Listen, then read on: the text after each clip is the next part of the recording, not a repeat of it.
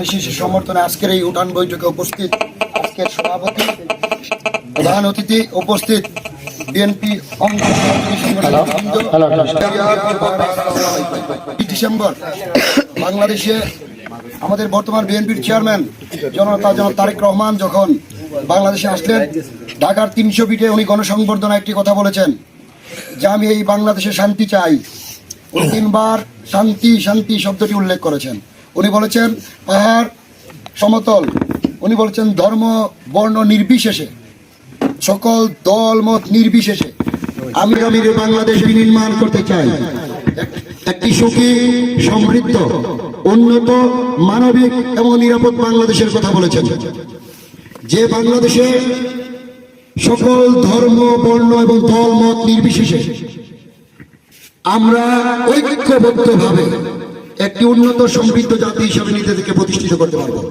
আমাদের নেতা আগামী দিনের বাংলাদেশের প্রধানমন্ত্রী জননেতা জনাব তারেক রহমান উনি বলেছেন আমি নবী করিম সাল্লাল্লাহু আলাইহি ওয়াসাল্লামের ন্যায় প্রণত ভিত্তিতে রাষ্ট্র পরিচালনা করতে চাই। সবাই বাংলাদেশী, আমরা একে অপরের আত্মীয় পাড়া প্রতিবেশী। অতীতের গত 17 বছরের সকল হিংসা বিদ্বেষ ভুলে গিয়ে আগামীর বাংলাদেশ বিনির্মাণের জন্য আমরা ঐক্যবদ্ধ হতে হবে। কারণ আপনারা সবাই জানেন যে এই গোটা সিলেট আসরে 3টি উপজেলার লক্ষ লক্ষ মানুষের কর্মসংস্থান রুজি রুটির জায়গা কিন্তু একটি সেটা তো পাথর। ফান্ডামেন্টাল রাইট সম্পূর্ণ বস্ত্র শিক্ষা বাসস্থানের কথা, যে খাবার না থাকলে রাষ্ট্র তার খাবার তুলে দিবে এর অধিকার। যদি কাজ না থাকে তাহলে কাজের সৃষ্টি করবে রাষ্ট্র। কিন্তু কোন এক অজানা অদৃশ্য শক্তির কারণে কর্মসংস্থানের জায়গা কিন্তু আইন দিয়ে বন্ধ করা হয়েছে। আমাদের বিকল্প কর্মসংস্থানের জায়গা কিন্তু খুলে দেওয়া হয়নি। আমাদের নেতা জনতা জনাব তারেক রহমান রাষ্ট্র বিনির্মাণের 31 দফা ঘোষণা করেছেন। সেখানে 18 নম্বর দফায় উল্লেখ করা রয়েছে যে বিএনপি রাষ্ট্র ক্ষমতা আসলে প্রাকৃতিক সম্পদ আরোহণ করা হবে। আজকে যিনি আগামী দিনে আমাদের ভোটে নির্বাচিত হয়ে সংসদে যাবেন উনি ওনার লিফলেটে, আপনারা লিফলেটে ফলো করবেন, এখানে কিন্তু উল্লেখ রয়েছে যে প্রাকৃতিক সম্পদের সদ্ব্যবহার কর্মসংস্থান সৃষ্টি। সেই ক্ষেত্রে প্রাকৃতিক সম্পদের একটি হচ্ছে কিন্তু পাথর। সবচেয়ে বড় বিষয় হচ্ছে এই পাথর কোয়ারিটা কিন্তু আমাদের প্রতিবেশী এক রাষ্ট্রের শাসকের কারণে বন্ধ রাখা ছিল। সবচেয়ে উন্নত মানের ইউরেনিয়াম এই জায়গাতে আছে। আমাদের রূপপুর বিদ্যুৎ প্রকল্প আছে, এই পর্যন্ত কোয়ারিগুলোকে বন্ধ রেখেছিল। কিন্তু আমি দায়িত্ব নিয়ে বলতে চাই, যদি আমরা সবাই ঐক্যবদ্ধ থাকি, ঐক্যবদ্ধ শক্তির কাছে পৃথিবীর সকল শক্তি পরাজিত হবে, কোয়ারি চলবে যদি আমরা সবাই ঐক্যবদ্ধ থাকি।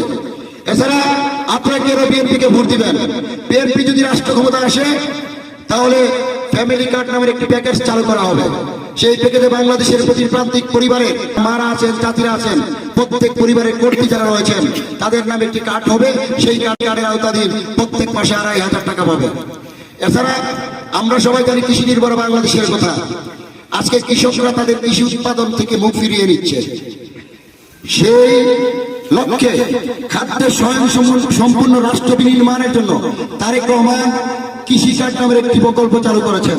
সেই প্রকল্পের আওতাধীন বীজ, সার, কীটনাশক, কৃষি যন্ত্রপাতি, ব্যাংক ঋণ আমরা কৃষকের থাকে তাহলে আর ঋণ নেওয়ার জন্য কোনো ধরনের ডকুমেন্ট লাগবে না, সিএস লাগবে না, আরএস লাগবে না, কিচ্ছু লাগবে না।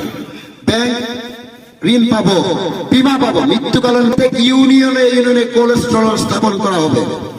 এছাড়া স্বাস্থ্য সেবা, বিএনপি রাষ্ট্র ক্ষমতায় আসলে যদি আপনাদের ভোটে আমাদের ভোটে আমরা বিএনপিকে রাষ্ট্র ক্ষমতায় আনতে পারি তাহলে বাংলাদেশের প্রত্যেকটি মানুষের প্রাথমিক স্বাস্থ্য সেবা ফ্রি থাকবে। সেই প্রাথমিক স্বাস্থ্য সেবা বলতে আমরা জ্বর, সর্দি, কাশি, পেটের ব্যথা, ফুড পয়জনিং, ডায়রিয়া, মাতৃকালীন সময়ে মায়েদের চিকিৎসা, শিশুদের চিকিৎসা, ফ্র্যাকচার, ত্বকের চিকিৎসা, এগুলো সব চিকিৎসা দেওয়া হবে প্রত্যেক ইউনিয়নের 6 মাসের মধ্যে স্বাস্থ্য কমপ্লেক্স স্থাপনের মাধ্যমে এবং ডাক্তার নিয়োগের মাধ্যমে। এছাড়া টোটাল মেডিসিন ফ্রি থাকবে। উচ্চ দীর্ঘস্থায়ী যে রোগগুলো আছে, ডায়াবেটিস, ক্যান্সার, স্ট্রোক, এইগুলোর জন্য সরকারি এবং বেসরকারি আপনার দুই ধরনের হসপিটালের মধ্যে পার্টনারশিপ কম্বাইন করে আমাদেরকে যাতে প্রত্যেক নাগরিকের চিকিৎসা সুনিশ্চিত করা যায় সেই জিনিসটি যে বিএনপি ক্ষমতা আসলে করবে। এছাড়া সবচেয়ে বড় বিষয়, স্বাধীনতার এই 56 বছরের মধ্যেও আমরা সবাই জানি সবচেয়ে অবহেলিত যে আপনার হচ্ছে পেশাটি, সেটা হচ্ছে যারা আমাদের কে দিনের শিক্ষা দেন, মৃত্যুর পরে আমাদেরকে কবরে নামান, আমাদের জানাজা পড়ান, সেই ইমাম মুয়াজ্জিনরা। তারেক রহমান ধর্মীয় নেতাদের সেবা প্রদানের জন্য উনি একটি প্যাকেজ চালু করবেন। প্রত্যেক মাসে প্রত্যেক মসজিদের ইমাম, মুয়াজ্জিন, খতিব, মন্দিরের পুরোহিত, খ্রিস্টানদের প্রার্থী, তাদেরকে হচ্ছে মাসিক বেতন বা সম্মানের আওতাধীন হচ্ছে অন্তর্ভুক্ত করবেন। এছাড়া শিক্ষা ব্যবস্থায় সবচেয়ে বড় পরিবর্তন আসবে। সেই পরিবর্তন একটি হচ্ছে আমাদের যে স্কুল কলেজ আছে এগুলোতে হচ্ছে বাস্তবমুখী শিক্ষার নীতি চালু করা হবে। টেকনিক্যাল এন্ড ভোকেশনাল সাবজেক্টগুলো যেমন আমরা হাতে কলমে শিখতে পারবো, এই পড়ার সাথে সাথে আমরা হাতে কলমে যেমন হচ্ছে ইলেকট্রিশিয়ান, প্লাম্বিং, মোবাইল মেকানিক্স থেকে অনেক কিছু। এছাড়া হচ্ছে একটি শিশু যাতে আমাদের আনন্দের সাথে শিক্ষা গ্রহণ করতে পারে, লার্নিং উইথ হ্যাপিনেস নামের একটি সাবজেক্ট এড করবে। সেখানে ফুটবল, ক্রিকেট থেকে বাধ্যতামূলক থাকবে প্রত্যেক ছাত্রছাত্রীদের জন্য। তৃতীয় আরেকটি ভাষা থাকবে বাধ্যতামূলক। আমরা সবাই জানি থেকে প্রত্যেক ছাত্রছাত্রী ইংরেজি এবং বাংলার পাশাপাশি কেউ কোরিয়ান ভাষা, চাইনিজ ভাষা, ফ্রান্সের ভাষা, ইতালিয়ান ভাষা এবং অ্যারাবিক ভাষা বাধ্যতামূলক শিখতে পারবে। এছাড়া গ্রামে বসে শহরের শিক্ষা সেবা হচ্ছে আপনার এই স্কুলে থাকবে। প্রত্যেক school multimedia projector, wifi connected এবং প্রত্যেক টিচারকে ওয়ান টেপ ওয়ান টিচার আওতাধীন অন্তর্ভুক্ত করা হবে। প্রথম 6 মাসের মধ্যে বিএনপি ক্ষমতা আসলে 1 কোটি মানুষের কর্মসংস্থানের ব্যবস্থা করা হবে এবং প্রত্যেক বছর অন্তত 20,000 মানুষকে প্রবাসে হচ্ছে পাঠানোর ব্যবস্থা করবে প্রশিক্ষণের মাধ্যমে। তাই আগামীর বাংলাদেশ বিনির্মাণের জন্য, বেকারত্ব দূরীকরণের জন্য এবং এটি সমৃদ্ধ, সুখী, ভাতৃত্বপূর্ণ, সৌহার্দ্যপূর্ণ বাংলাদেশ বিনির্মাণের জন্য আমরা সবাই আগামী 12 তারিখে ধানের শীষ মার্কায় ভোট দিয়ে আরিফুল হক চৌধুরীর হাতকে শক্তিশালী করে সংসদে পাঠাবো এবং তারেক রহমানকে প্রধানমন্ত্রী হিসাবে আমরা যেন হচ্ছে আমাদের ভাগ্য উন্নয়নের জন্য, দেশের ইসলাম রক্ষার জন্য, বাংলাদেশের স্বাধীনতার সার্বভৌমত্ব রক্ষার জন্য ভোট দিব।